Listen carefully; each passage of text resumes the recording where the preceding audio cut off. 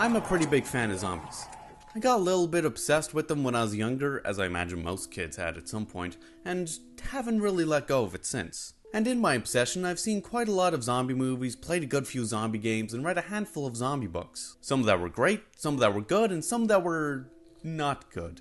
But one book I've heard quite a bit about but just didn't get around to was World War Z by Max Brooks. Of course, I saw the movie adaptation, which I thought was alright, but the original book was something I could never get my hands on. That is, until Philip DeFranco announced his monthly book club, which was starting off with the World War Z The Complete Edition audiobook. So I thought, screw it, got a free trial on Audible, and after listening to all 12 hours of World War Z twice, I have to say, it's a pretty boring book.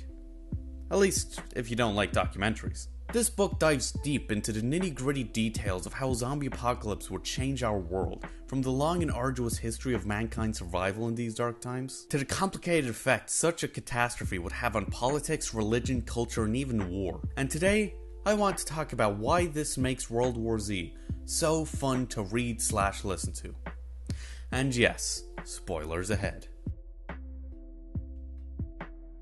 Like I mentioned, World War Z feels more like a documentary than anything else, and that isn't meant as a negative. It's what makes this book feel so unique. You see, it isn't a typical survival story about a group of survivors having to escape an infected area, or find a cure, or just not die.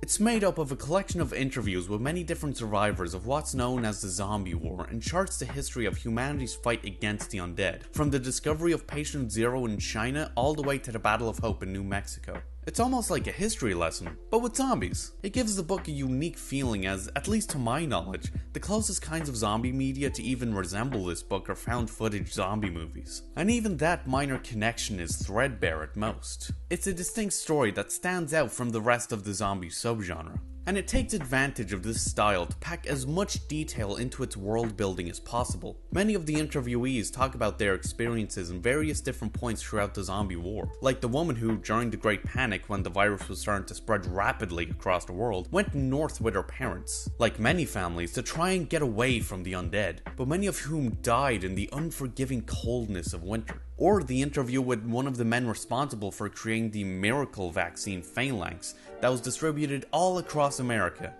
that turned out to be a bogus cure. There's even a description of what the massive zombie hordes and super swarms of millions of corpses look like from space. These interviews show the amount of depth and detail that has been packed into this undead world and gives us an interesting and well-developed lore and history to dig into. But what's even more fascinating is to see how it draws on many different problems and conflicts in the modern world and shows how they develop and change after the outbreak. When speaking with a man who, in his teenage years, was brought to Israel while it quarantined itself, he mentioned how he thought it was all some sort of roundabout ploy by the Zionist Jews, and that now was his time to fight with his brethren to retake Palestine, at least until he sees many Jewish people within the quarantined Israel start a civil war against their own government. And later, when work begins to try and rebuild society, there is a strong emphasis on how the working class all of a sudden became society's most valued and celebrated workers, and how this affects the people they used to work for. There's even a TV producer who has a tantrum at a labor lecture, appalled that she was having to be taught by someone who used to be her maid. I appreciate the book's frankness in actually addressing and developing on these issues,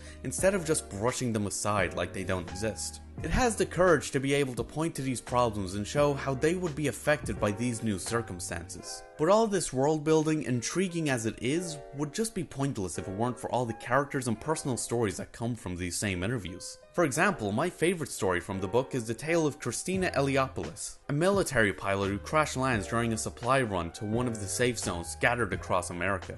Her crew ends up dying and she blames herself for not being at the helm when their plane started to go down, until a voice crackles into life on a radio. The voice, who calls herself Metz, ends up guiding her across the barren, zombie-infested plains she finds herself stuck in and helps her escape.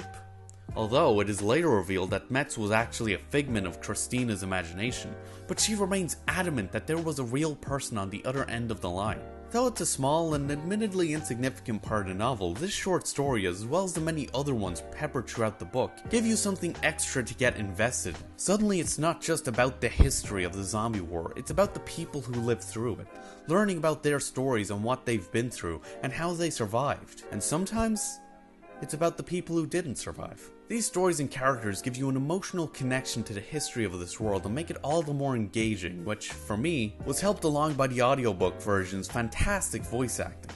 By presenting the zombie apocalypse like a documentary, World War Z creates a powerful and detailed world full of engaging characters and tragic stories. From the doctors and average everyday people who dealt with the first wave of infections to the hardened military veterans and former government officials who fought to exterminate the undead and rebuild society. It creates a fascinating history that shows us the lengths that humans are willing to go to in the name of survival.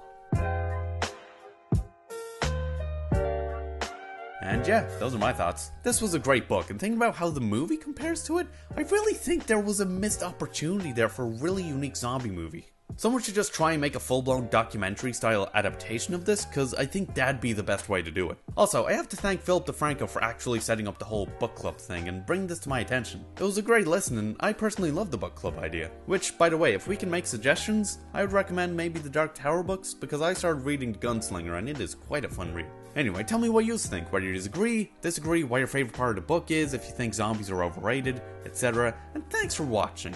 If you like this and want to see more, then be sure to like, comment, share, and of course, subscribe to come fly with me. And hopefully, I'll see you later.